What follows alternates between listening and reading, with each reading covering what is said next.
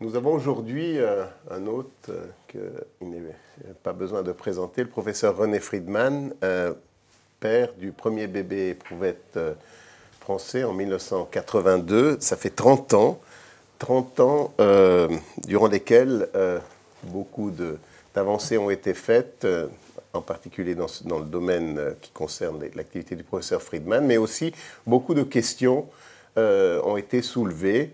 Et peut-être pour lancer le débat et l'interrogation dans le style qui est celui de ces entretiens, c'est-à-dire que nous sommes là pour poser des questions, faire une expérience ensemble. Il y a un thème qui, en tant que neurobiologiste, donc je suis un peu éloigné de vos préoccupations, mais qui est celui de l'intervention sur le vivant. Finalement, en neurobiologie, actuellement, par exemple, on peut interférer avec l'activité de certaines régions cérébrales par l'implantation d'électrodes, etc. C'est juste un exemple, les neuroprothèses, on pourra peut-être développer plus tard. Mais tout ça rentre dans le contexte général de cette intervention de l'homme sur le vivant. Et évidemment, les procréations médicalement assistées, disons si on prend juste un point qui est au centre évidemment de votre activité de pionnier dans ce domaine, quelle est votre position philosophique? Enfin, quelle question ça soulève, cette idée d'intervenir sur le vivant de manière, évidemment, pas réparatrice peut-être, mais aussi comme donner la vie, qui est autre chose que réparer.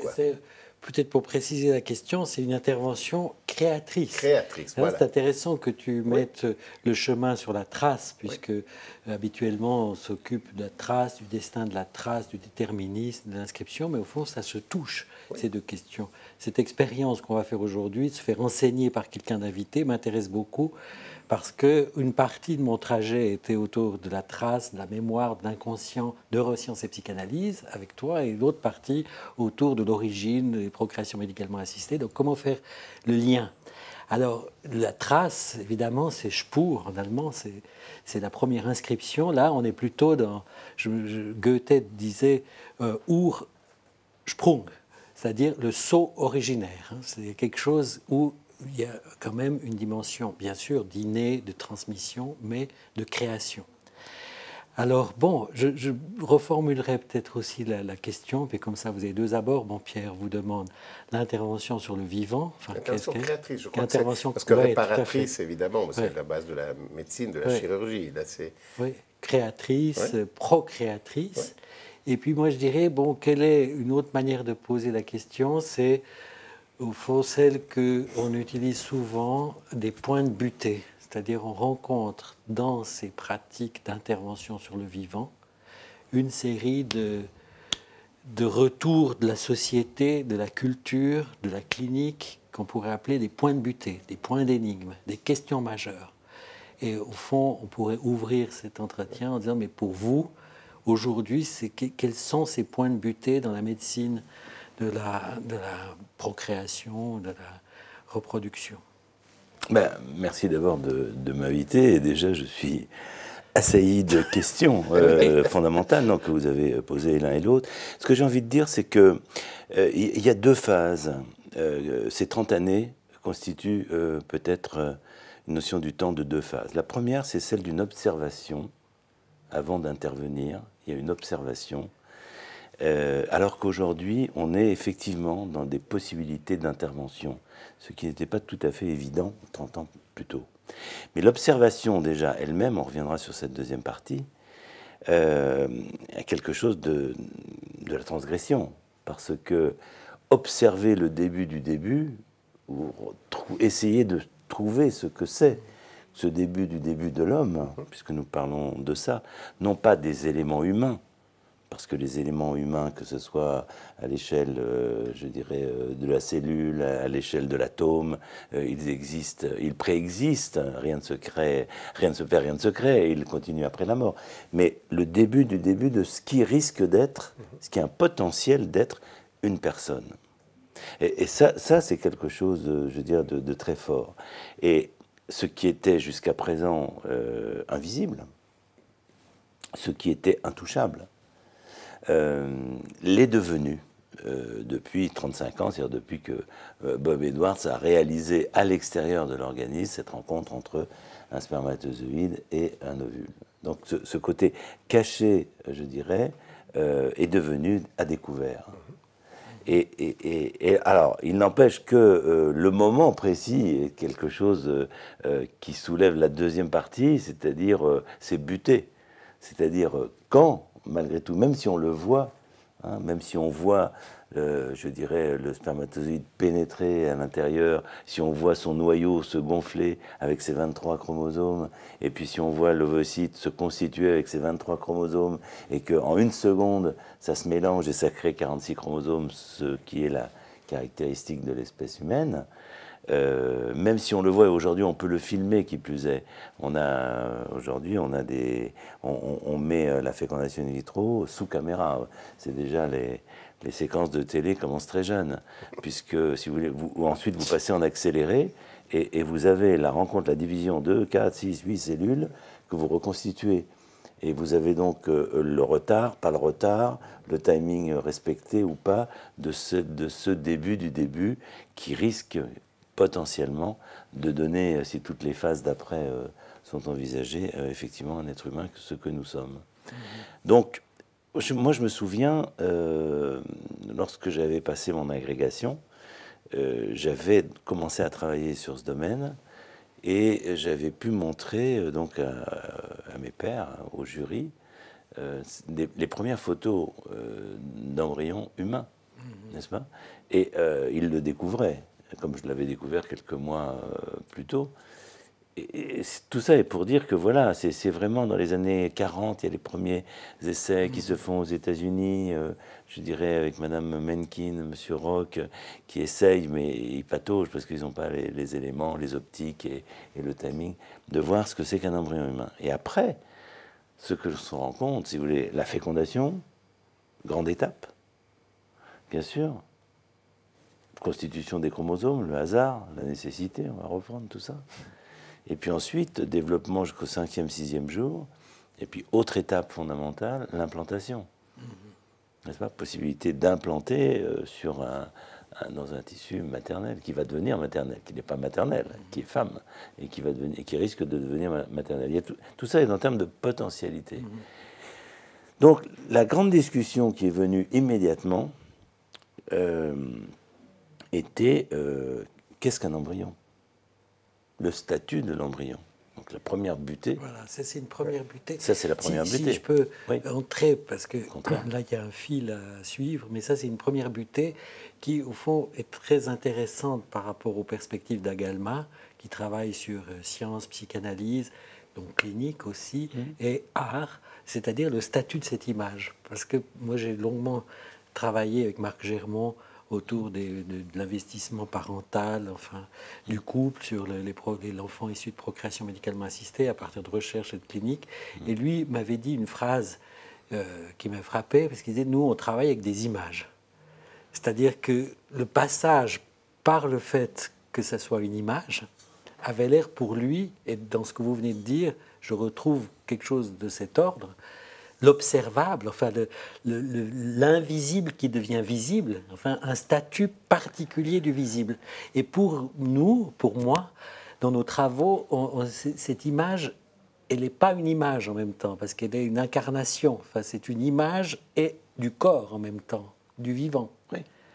Alors, il y a un phénomène de va-et-vient. C'est-à-dire qu'effectivement, on a mis sous les yeux, d'une façon ou d'une autre, ce tout début. C'est-à-dire la fécondation in vitro, la rencontre in vitro. Puis au bout d'un certain temps, on repasse à l'invisible. Parce qu'on va reprendre donc cet embryon qui s'est développé pendant quelques jours, puis on le met dans l'utérus en espérant qu'il s'implante. Et là, on retombe donc dans une autre phase d'invisible et d'inconnu, puisqu'on ne sait pas, bien sûr, malgré tout ce qu'on essaye de faire aujourd'hui, on n'a pas la preuve que cet embryon-là va s'implanter, n'est-ce pas? On ne sait pas son potentiel. Et donc, on revient dans une phase de suspens. Et là, qu'est-ce qui revient, je trouve, puisque vous avez parlé art, moi, c'est les tableaux de l'Annonciation. Ouais. Parce que vous ne savez pas, et qu'est-ce qui va faire annoncer, à ce moment-là, qu'il existe réellement un potentiel qui jusque-là était détaché. Oui, c'était une image. Mais là, on va avoir la parole qui intervient et on va dire « vous êtes enceinte ». Une annonciation, c'est l'ange Gabriel, d'accord? Il dit « vous êtes enceinte ». Et sur quoi il dit « vous êtes enceinte » ? Sur quoi il le dit? Sur un chiffre. Sur un chiffre qu'on va mesurer dans le sang, dans les urines, le taux d'une hormone qui s'appelle l'HCG, qui témoigne qu'il y a effectivement eu implantation. Et selon ce chiffre, vous voyez comme c'est poétique, ce n'est qu'un chiffre, 212, on va dire, madame, vous êtes enceinte. Oui, mais c'est ça. Mais en même temps, ça, c'est un acte. Vous avez raison de rappeler l'Annonciation, enfin, qui est dans le mystère d'incarnation. Il y a ce fameux sermon de Saint Bernardin de Sienne, qui était important à l'époque de la Renaissance pour la programmation des tableaux et des figurations de l'incarnation. Il disait l'indicible vient dans la parole, l'invisible dans la vision. Enfin, il fait toute une série de l'immémorial dans le temps, fait toute une série de paradoxes pour, au fond, dire qu'il y a là une sorte de mutation, enfin de pari, enfin de quelque chose qui prend corps, image et parole en même temps. Avec une évolution, puisqu'il y a un moment donné, on représente en particulier la Vierge enceinte, ou la Vierge avec les images du fœtus idéalisé, bien sûr, mais on le représente, c'est des tableaux, et puis ensuite on va interdire de représenter, je dirais, la Vierge enceinte, pour re-rentrer dans le mystère ou séparer l'humanité de ce qui n'est pas humain, mais ce qui est extra-humain. Et en fait, on est confronté en permanence, on véhicule en permanence autour de l'image au microscope, autour du geste que l'on va faire et du retour à l'invisible, et ensuite de la parole, à ce va-et-vient entre une réalité et puis un imaginaire. Et l'imaginaire, voilà, comment vous dites à quelqu'un, à une femme en particulier, bien sûr, vous dites, vous êtes enceinte. Et l'inverse est vrai. Moi, je me souviens, une fois, j'étais dans une ville de province, peu importe, je descends de l'aéroport, et quelqu'un me reconnaît, il me dit, professeur, je vous vois, est-ce que vous voulez vous occuper de mon enfant, de ma grossesse et de mon enfant? Je dis oui, mais enfin, j'habite pas cette ville et tout ça, et je dis, vous êtes enceinte de combien? Elle me dit de 2 jours. Et oui, mais vous voyez ce que je veux dire, la parole que l'on avait dite était aussi prise comme une réalité de mère, alors qu'il y a tout un cheminement et beaucoup d'incertitudes, bien entendu. Par rapport à l'image, là c'est peut-être un côté plutôt scientifique, donc il y a cette force de ce que ça peut générer comme représentation. François me dit qu'il y a même on peut prendre des photos, justement, comme vous dites. Donc, à la limite, on peut le mettre dans l'album. Voilà, mais oui, mais vous savez, on donne la photo de l'embryon. Avant, on fait un transfert et on donne la photo de l'embryon. Bébé à l'embryon. Donc, il y a tout ce côté de la représentation, donc l'image qui devient représentation. Mais du côté scientifique, en fait, est-ce que le pouvoir visualiser toutes ces étapes, ça a apporté avancé dans la compréhension disons, de ces premières étapes de l'embryogenèse? C'est vraiment, ça a été oui, c'est une contribution avec des limites. C'est une contribution parce que, comme je le disais tout à l'heure, le rythme, par exemple, de constitution, de démultiplication des cellules, leur aspect régulier ou fragmenté, la façon dont la zone pellucide, qui est comme une coque qui englobe l'embryon jusqu'au 6e jour, va s'amincir pour se fragiliser pour que le poussin sorte, n'est-ce pas? Tout ça sont des éléments de la potentialité de cet embryon. Donc on sait ceux qui n'ont pas de chance de se développer, ceux qui ont des chances de se développer, mais pas de certitude, bien entendu. Donc, la première chose, c'était l'aspect morphologique, la description, justement, d'image. Et aujourd'hui encore, avec un peu de cinétique, et peut-être une 3e dimension pour voir en relief, enfin, je veux dire, avoir le plus d'informations de l'image. Mais on se rend compte en même temps que ça ne suffit pas. C'est-à-dire que vous ne pouvez pas faire un pronostic sur un embryon uniquement sur l'image. Vous avez, c'est nécessaire, il faut mieux qu'il ait plusieurs cellules, qui soient régulières, mais ce n'est pas suffisant. D'accord ? Et inversement, des fois, vous avez des surprises. Donc, on cherche aujourd'hui à analyser ce qu'il, j'ai envie de dire, ce qu'il sécrète déjà comme signe de son potentiel. Et on essaye de mesurer ou d'approcher les cellules qui l'entourent par la voie génétique, ou bien comme il a un métabolisme aussi, donc s'il a des déchets, c'est qu'il tourne, hein, c'est que son usine intérieure fonctionne. Voilà. Donc il y a tout un tas d'approches pour essayer de savoir, si vous voulez, sa potentialité. Mais le chemin est long quand même, hein, entre ça, l'implantation, le développement correct, parce qu'après, c'est une ça, rencontre. Après, c'est une longue histoire, mais c'est effectivement passionnant. C'est effectivement passionnant. Oui, donc ça, c'est un point de butée, ce statut de l'embryon, lequel, c'est là que je vous ai dévié sur la question de l'image, mais enfin, le statut de l'embryon. Selon le regard que vous portez sur l'embryon, la société va autoriser ou pas autoriser à faire un certain nombre de choses. Oui. Donc vous savez qu'en Suisse, on ne peut pas cryoconserver des embryons. Par contre, on peut cryoconserver des zygotes. Donc tout ce qui est embryon en France devient zygote en Suisse. Bon, ça crée une différence majeure par rapport au diagnostic préimplantatoire. Pour ceux qui vont écouter cette émission, ce serait bien d'expliciter je laisse, cette différence. En fait, si vous voulez, on revient à une conception plus... quelle est la conception de l'embryon ? Je vais revenir sur le... Voilà. Je pense qu'effectivement, il y a un continuum entre la fécondation. Dès que les deux embryons s'approchent l'un de l'autre, c'est ce qu'on appelle un zygote. Hein, à la différence que vous n'en avez qu'un seul. D'accord ? Vous avez un zygote, c'est-à-dire que c'est un début d'embryon. Et puis dès qu'ils se sont mélangés, et donc il y a eu deux cellules qui sont créées, les deux premières, hein, à ce moment-là, ça devient un embryon. Bon. Et puis, de l'embryon, je dirais, l'autre étape importante, c'est l'implantation, parce que si vous avez des embryons, comme on en a d'ailleurs dans les laboratoires, actuellement en attente que les monsieur et madame futurs parents viennent les demander, et ben, ils vont rester là indéfiniment, et ça ne sera jamais une personne. Pour que ça devienne une personne humaine, il faut bien qu'il y ait cette phase, au moins cette phase d'implantation. Donc, si vous voulez, il y a dans ce continuum, qui est un peu la conception, on va dire, française en tous les cas, à la différence des Anglais qui ont pensé à un moment donné parler de pré-embryon, de mettre des étapes. Nous avons plutôt une conception, il y a un continuum, mais par contre, il y a des étapes fondamentales. Parce que un embryon, avant même qu'il ne s'implante, il peut donner deux embryons. Donc, ce n'est pas une personne, puisqu'il peut déjà y en avoir deux, des jumeaux. Ça peut donner une tumeur. Donc, ce n'est plus une personne. Enfin, d'accord ? Ça peut donner quelque chose qui n'avance pas. Voilà. Quand l'implantation est donc une phase très importante, mais une fois que l'implantation démarre, c'est pas non plus la certitude de 9 mois après. Donc vous avez encore une évolution. Et puisque vous êtes passionné par le système nerveux, alors, est-ce que la personne est au moment où on voit le système nerveux ? Parce qu'à un moment donné, on ne le voit pas. Au tout début, vous voyez les cellules, c'est pas très comme je disais, c'est pas poétique et vous pouvez pas savoir. Mais par contre, à un moment donné, on voit se former. Et alors, oui, le système nerveux. Question.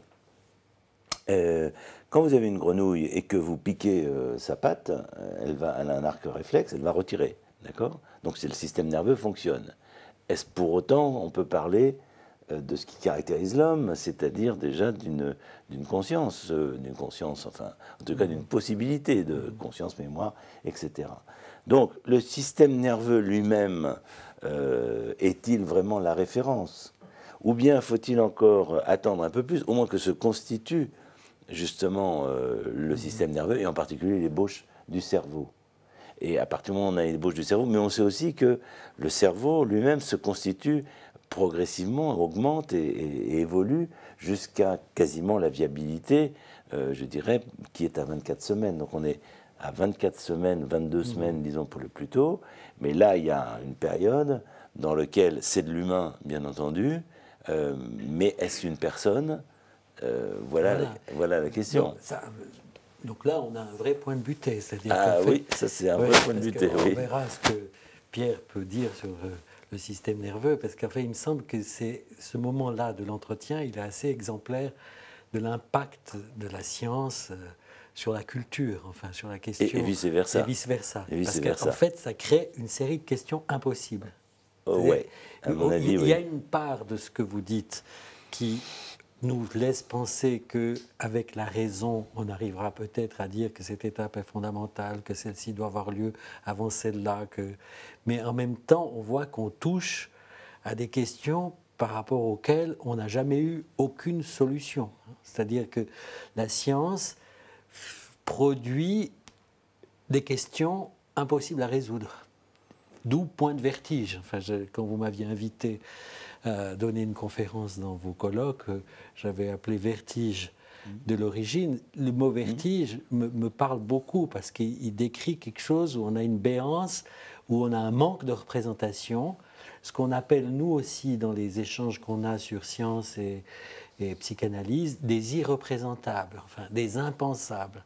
Quelque chose par rapport à quoi il faudrait convoquer une nouvelle version de la science ou alors une nouvelle version de la culture.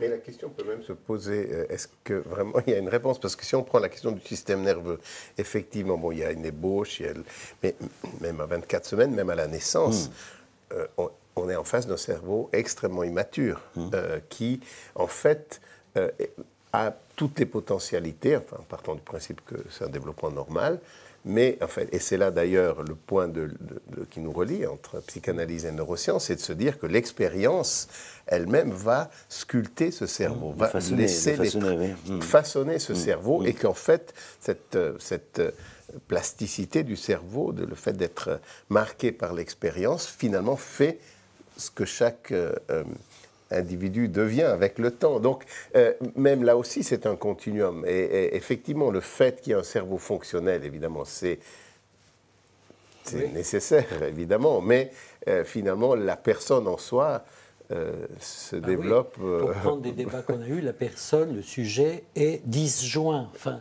c'est cette notion qu'on a discutée ici, d'ailleurs, avec Éric Laurent, fonction disjointe. C'est-à-dire qu'on ne peut pas dire que c'est quelque chose qui est seulement produit, n'est-ce pas, par cette matière qui serait un peu un rêve prométhéen, ou, c'est-à-dire on prend de l'inanimé, on en fait de l'inanimé, on sort un sujet.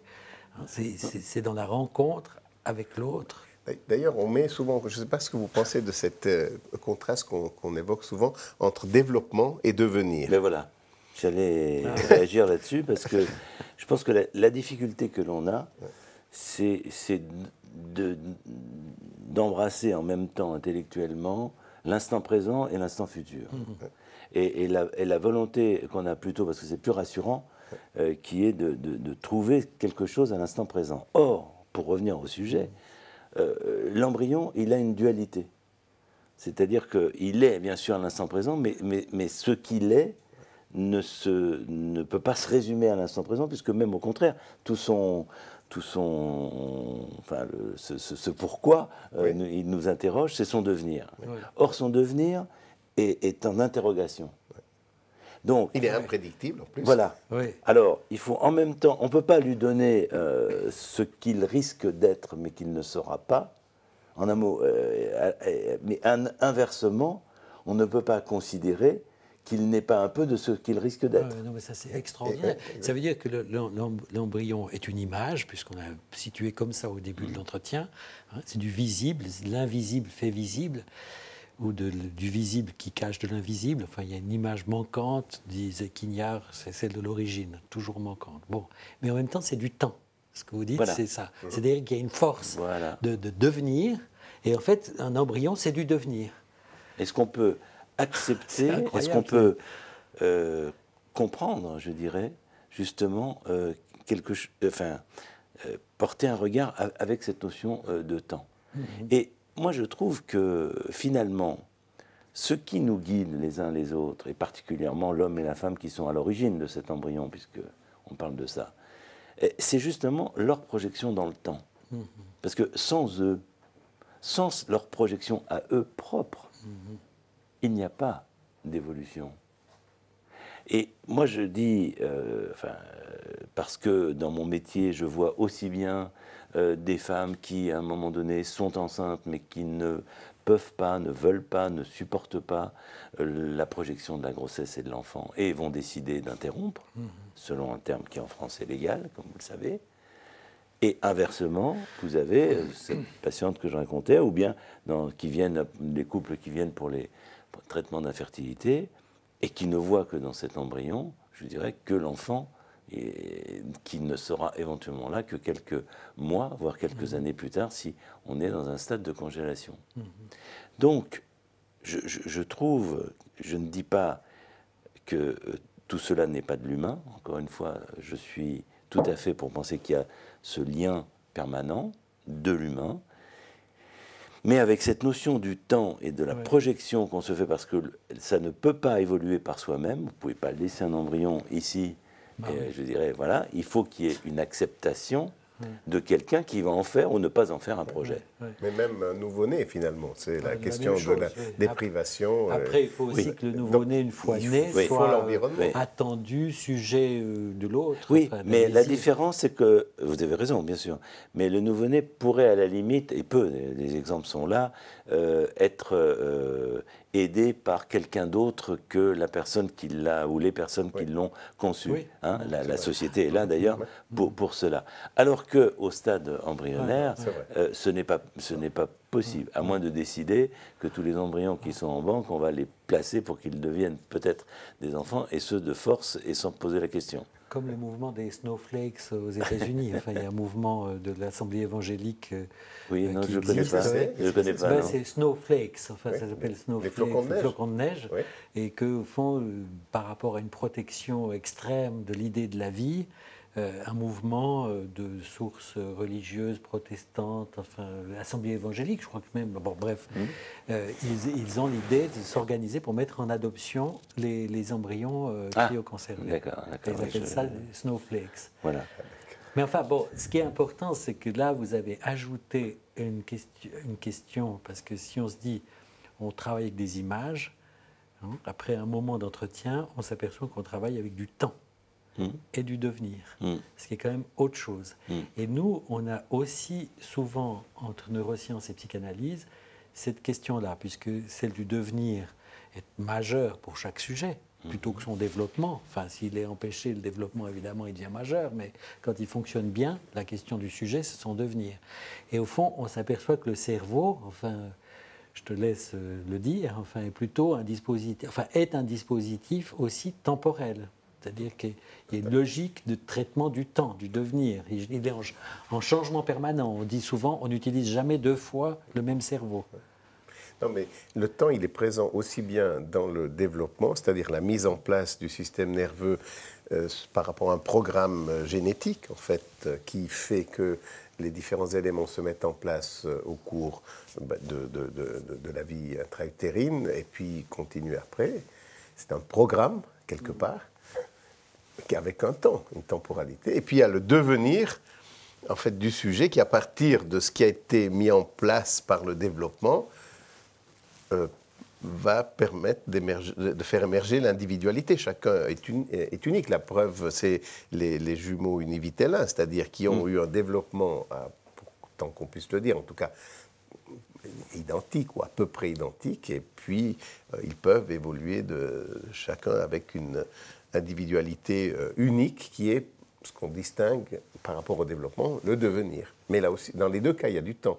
Mais c'est vrai qu'il y a une grande difficulté, je crois, pour la pensée humaine d'imaginer le temps, d'imaginer quelque chose qui est... On a tendance à simplifier, peut-être à rendre c'est plus accessible. L'image est plus accessible, mais l'image, elle peut être très forte et contenir du temps aussi, et laisser libre champ aux représentations. Alors, je disais que la première phase était celle de l'observation, où finalement, je dirais, on ne faisait, et on a fait, et on fait dans la plupart du temps, que mettre en contact ce qui existe. Il n'y a pas la création se fait d'elle-même. Nous n'intervenons pas. Mettons les conditions de la création, je dirais, mais il n'y a pas, c'est tout. Il n'y a pas de créativité, ou, je dirais, plus que de mettre le dispositif susceptible de. Par contre, ce qui se passe aujourd'hui, et ce qui va se passer surtout demain, et là je trouve que ça pose encore d'autres problèmes, c'est que vraisemblablement, enfin le nous étant l'humain, pourra créer des gamètes, par exemple des spermatozoïdes et des ovocytes.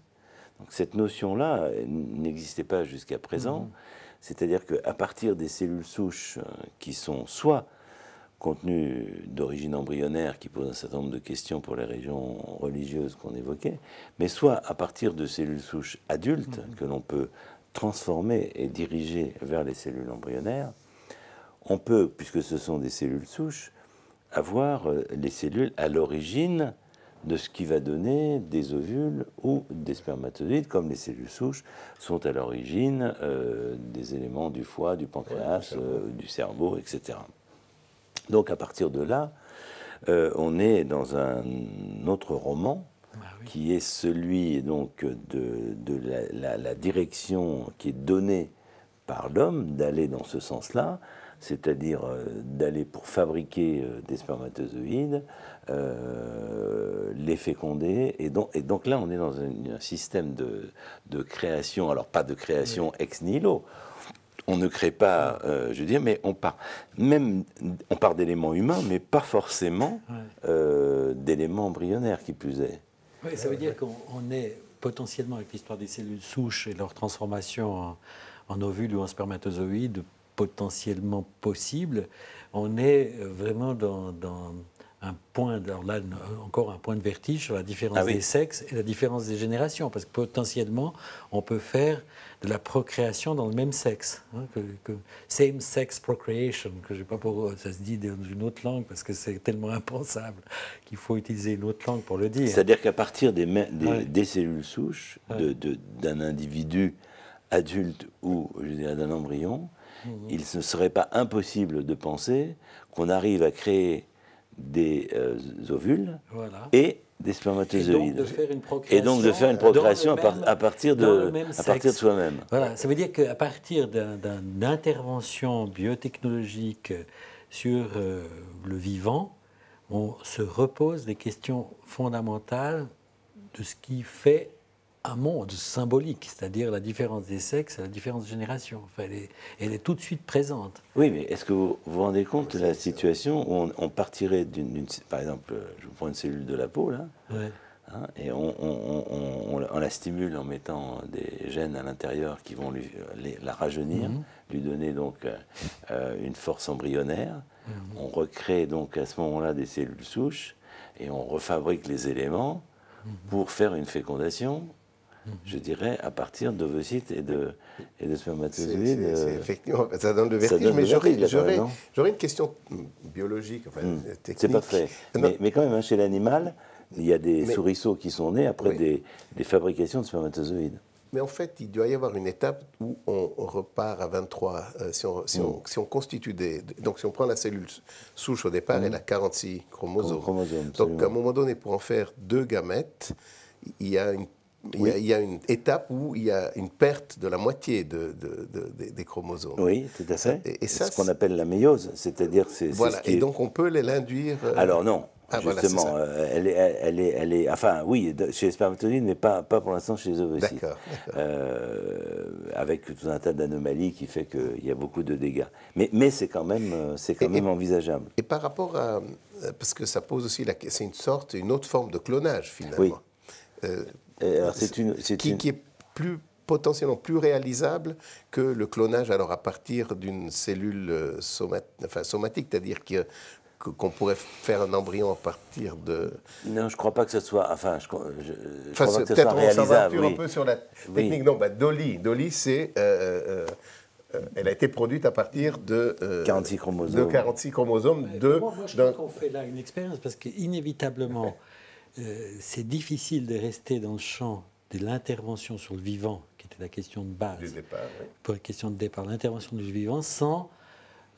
être tenté de délirer un peu. Enfin, je ne dis pas que ce qui est avancé est délirant, mais touche au délire. Parce que dès lors qu'on touche la différence des sexes, la différence de génération, on sort d'un certain ordre symbolique. Donc, oui, non, ce que je voulais dire, c'était que voilà, on a donc quitté l'observable pour éventuellement rentrer dans le manipulable. Et c'est là qu'on reprend donc effectivement une autre butée, comme on peut employer votre terme, à savoir, est-ce que ce qui est faisable doit être fait, ou est-ce que nous avons des moments de réaction et de réflexion qui font qu'on décide de ne pas faire? Voilà, exactement. Et ça, c'est ça qui est intéressant pour moi dans cette logique des points de butée, parce que le risque est quand on touche ce point qui est fondamental, ce statut de l'embryon, le statut du temps, du devenir, il y a une tendance conservatrice qui s'installe, parce qu'il y a une sorte d'effroi, on met en jeu Faust, voilà, vous me prenez une cellule et puis vous la rajeunissez, enfin immédiatement je me dis, peut-être ça pourrait être une proposition intéressante.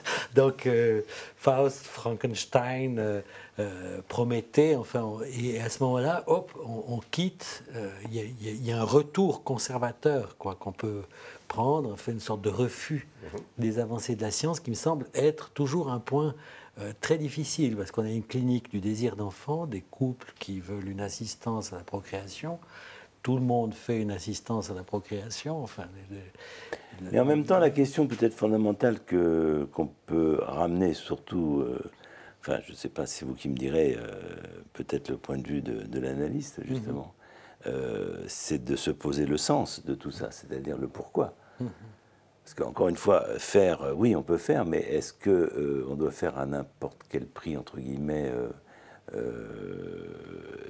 voilà, et c'est pour ça que je repose plutôt la question, est-ce que tout ce qui est faisable est-il licite de le faire? Mais, par exemple, si on prend, c'est très simpliste et je n'ai peut-être pas suffisamment réfléchi là autour, mais pour une procréation médicalement assistée telle que vous l'avez développée, etc., là, il y a un désir, c'est une sorte, enfin, je veux dire, c'est une impossibilité pour les parents d'avoir des enfants. Et là, il y a une solution pour quelque chose qui est de l'ordre du physiologique, quand même, quelque part. La procréation, c'est physiologique. Puis là, il y a un empêchement et on trouve une solution. La question de soit du clonage, soit de partir des cellules souches et ce que vous avez décrit, donc de recréer des gamètes et ensuite, là, l'indication, est-ce que il y aurait une indication, j'imagine, peut-être chez une mère qui ne peut pas avoir qui n'a pas d'ovule, enfin qui a eu et qui utiliserait une cellule de son corps pour fabriquer un ovule et puis comme ça, ce serait vraiment son enfant, peut-être. Mais non, mais moi je vous pose la question que vous soulevez là, c'est-à-dire est-ce que d'abord est-ce que c'est un besoin incompressible à ce point-là? Deuxièmement, est-ce que on est quand même dans une espèce de survalorisation du génétique et particulièrement de soi, parce que là on est quand même dans de l'autoreproduction, n'est-ce pas? Et est-ce que donc il faut favoriser cela ou au contraire dire attention, si la question est de savoir je voudrais donner de l'amour à un enfant et en recevoir de lui, il y a peut-être d'autres solutions, d'autres alternatives, ou en tous les cas, je dirais ne pas mettre en jeu des choses peut-être dont on ne maîtrise pas, pour satisfaire, certes, quelque chose que l'on peut comprendre, et c'est pour ça que je repose la question, est-ce que ce qui est faisable est illicite? Non, c'est vrai que ça c'est un autre point de butée, certainement, le pourquoi, c'est-à-dire poser la question du pourquoi, parce qu'on a l'impression... au fond que les procréations médicalement assistées et toutes les biotechnologies mettent en jeu des nouvelles versions de la causalité, en tout cas de l'enchaînement causal. Qu'est-ce qui est à l'origine de quoi qui va entraîner quoi? Et que là, on a comme des collisions qui sont aussi des collisions symboliques, parce qu'on peut se dire, bon, si soyons dans la psychanalyse, ou dans l'anthropologie, ou l'anthropologie structurale avec Claude Lévi-Strauss, qui après avoir étudié les mythes de filiation, dit « un vient de deux ». Donc ça, c'est qui serait la base de l'ordre symbolique. Tout ça se résume, c'est le monde très simplifié, mais tout ça se résume par un petit calcul, un vient de deux. Donc là, on est exactement dans la frontière où on ne sait plus si c'est deux ou un. Et ça permettrait de mettre un curseur... éthique ou politique, enfin, pour savoir comment poser une loi, quoi, finalement, pas une loi au sens juridique, enfin, petite loi des humains, mais au sens symbolique. C'est-à-dire la loi qui maintient une différence. Si 1 vient de 2, il y a une différence. 1 vient de 1, c'est autre chose. Mais moi, je trouve que dans le 1 vient de 1, c'est-à-dire la possibilité du clonage, à savoir donc de prendre une cellule déjà avec ses 46 chromosomes et de le transférer dans un ovule, ce qui a été fait pour Dolly, et donc de donner naissance à ce moment-là à un individu identique sur le premier chromosome, dont 1 vient de 1. Là, on m'a posé souvent la question, mais pourquoi est-ce que vous êtes contre? Alors, si on dit, mais oui, mais si c'est la seule solution pour un couple qui n'a aucune production de gamètes et tout ça, je dis, oui, c'est peut-être faisable, mais encore une fois, est-ce que c'est licite? Est-ce qu'on rentre pas? Et moi, mais je vous pose plutôt la question, mon premier mouvement, c'est de considérer que c'est de l'enfermement. C'est-à-dire que, justement, le 1, l'individu à venir, n'ayant pas cette double origine, je dirais, étant l'autoprojection d'une seule personne, puisqu'il est sa reproduction, je trouve que psychologiquement, je trouve qu'il y a des dangers énormes à ce qu'il soit emprisonné dans cette volonté d'être, et qu'il ne trouve plus dans le 2, c'est-à-dire dans les 2 personnes, l'espace où il va lui-même se constituer. Mais moi, je vous suis tout à fait, et je répondrai de façon déplacée. Je me suis toujours, depuis que je travaille dans ce milieu de la procréation et de la clinique de procréation, je me suis toujours demandé pourquoi les délires des paranoïaques étaient à ce point-là des délires de procréation. C'est-à-dire qu'il y a le président Schreiber, le fameux cas de Freud, qui fait des hommes à la 6-4-2 en coït permanent avec Dieu, avec un rayon divin qui le pénètre, et d'où sortent des êtres schreiberiens semblables à lui-même, enfin une sorte de clone déjà inventé. Il y a un parallèle avec le délire, c'est-à-dire qu'à partir du moment où il n'y a plus la différence, où il n'y a plus la loi comme non explicable. Enfin, c'est comme ça. 1 vient de 2. Hein. C'est-à-dire, dès lors que ce différentiel est mis en question, il y a quelque chose dans le rapport du vivant au monde, du vivant au langage qui ne tient plus, quoi. Alors, j'ai envie de dire qu'en même temps, 1 vient de 3. C'est-à-dire qu'il y a toujours l'imaginaire, la croyance, qui va faire que finalement le résultant des 2, c'est-à-dire de l'homme et de la femme, ne suffit pas. Et alors soit c'est les croyances aux puissances physiques, comme le vent, ou bien bien sûr les croyances spirituelles d'un dieu, ou bien aujourd'hui, j'ai envie de dire, pour quelqu'un qui est athée, d'une part de mystère, c'est-à-dire de non-explication. Voilà, une part, au fond, parce que finalement, on intervient sur le réel, sur la réalité, enfin, on crée des objets inédits, mais il y a toujours un réel impossible. Je prends réel au sens psychanalytique, lacanien, enfin, quelque chose d'impensable, de non saisissable, qui est toujours produit plus loin. Et c'est pour ça que je crois que au fond, Agalma a aussi développé sa perspective art, science, psychanalyse. Parce que au fond, on convoque des questions qui doivent être abordées différemment. Et que certains artistes, dans leur tentative de saisir le réel, de le traiter, de lui donner, enfin, de façon imaginaire et symbolique, nous ouvrent peut-être des voies pour penser certaines dimensions impensables, ou en tout cas de faire le contour de cet impensable. Parce qu'autrement, c'est impensable, on ne sait pas comment le traiter. Hein. Un des problèmes, c'est que tout ça est renvoyé au comité d'éthique. C'est très important, vous avez toujours, enfin, je sais pas, des rôles majeurs dans le comité d'éthique, mais au fond, on ne peut pas tout reporter au comité d'éthique. Il faut faire des études cliniques, il faut écouter ce que disent les sujets, il faut regarder comment la culture bouge, confrontée à la science. C'est peut-être justement pour arriver vers la conclusion de l'entretien, la question de se dire comment, par rapport à la société, par rapport à la culture d'une manière générale, impliquer la société dans cette réflexion.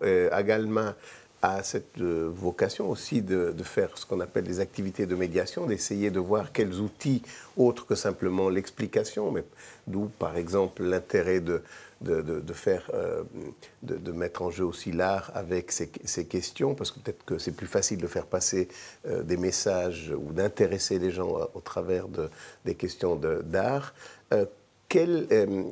Dans votre expérience, quelles ont été vos expériences en général dans cette activité de médiation, de faire que les gens se posent des questions la société se pose des questions de manière le plus tranquille possible, le plus objective possible, le moins idéologiquement possible, vu que finalement c'est quelque chose qui doit concerner tout le monde. Et finalement, nous, enfin, en tant que scientifiques, c'est vrai qu'on a cette responsabilité de communiquer, de partager aussi nos doutes. Et c'est pas facile, c'est pas seulement de l'information, c'est de trouver aussi des moyens autres pour mobiliser l'attention dans le sens bon du terme, de faire que les gens s'intéressent à ces questions.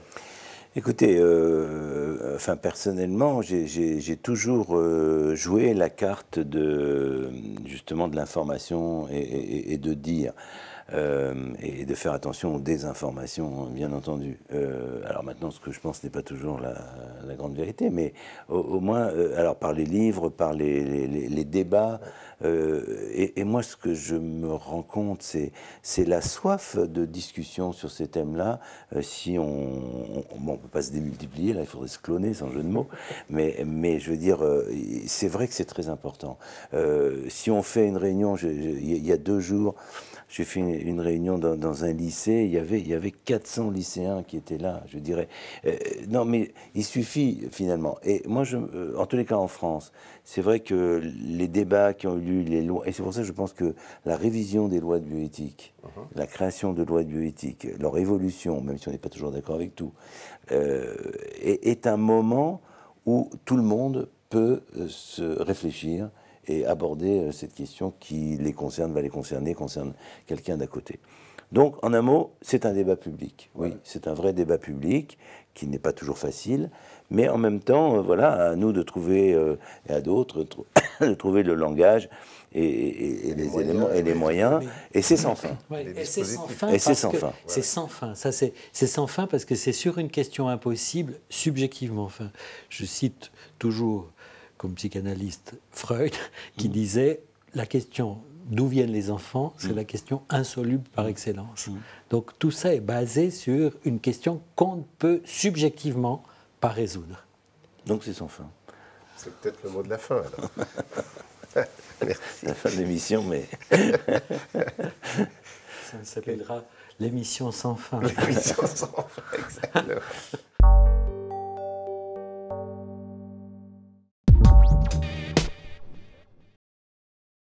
Alors moi j'ai retenu que l'élément de grande surprise où les choses se sont nouées entre 2 champs, parce que d'un côté neurosciences et psychanalyse, de l'autre côté médecine de la reproduction et psychanalyse, c'est 2 champs pour moi évidents, mais peut-être ça faisait un peu grand écart de les mettre ensemble, c'est-à-dire se demander comment, c'est aussi un grand écart personnel parce que c'est 2 champs d'intérêt qui font partie de 2 lignes de recherche qui ont marqué tout mon trajet. Et là, j'ai trouvé tout à coup une grande cohérence entre ces 2 champs autour de la question du temps. On est parti sur l'image, on est parti sur le traitement de l'image, on est parti sur l'embryon comme image, son statut de vérité, d'incarnation comme image et parole, le mystère d'incarnation, tuer enceinte, donner la vie ou recevoir la vie, comme Je vous salue Marie de Jean-Luc Godard, qui a très bien saisi la différence entre donner la vie ou recevoir la vie, et que finalement on pense donner la vie mais on la reçoit, et que bon, toutes ces choses ont été comme ça amenées, et il y a eu un moment fondamental, crucial, c'était sur la question du temps et du devenir, qui est comme, alors à ce moment-là, un point d'intersection entre les interrogations qu'on a avec Pierre Magistretti dans toute la série des émissions sur le changement permanent du réseau neuronal, le fait qu'on n'utilise jamais 2 fois le même cerveau, la question du cerveau comme dispositif temporel, de traiter le temps, de jamais à la même place, toujours différent, enfin, un enjeu majeur pour repenser la question de la causalité. Et là, on retrouvait cette question du temps et du devenir au centre des procréations médicalement assistées, c'est-à-dire la perplexité, l'interrogation d'un chercheur et d'un grand clinicien comme René Friedman sur la question du devenir et du temps. Je n'ai pas grand-chose à ajouter parce que c'est ça aussi qui m'a beaucoup frappé. Cette question qu'on a souvent évoquée de développement et devenir, c'est-à-dire le rôle d'un programme de développement et le rôle de l'expérience qui laisse une trace et qui, en fait, est à la base du devenir. Et en fait, j'étais aussi très frappé de voir que c'est sorti spontanément dans cette discussion. Il faut croire que c'est vraiment quand même deux concepts importants quand on aborde le vivant, que ce soit sous l'aspect du psychisme et des neurosciences, mais là aussi dans un champ complètement différent, qui est celui de la procréation. Et c'est vrai que j'avais peut-être l'idée que les personnes qui s'occupent justement de développement mettent cette notion de programme et de développement au premier plan, et puis finalement, c'est ça qui fait l'individu.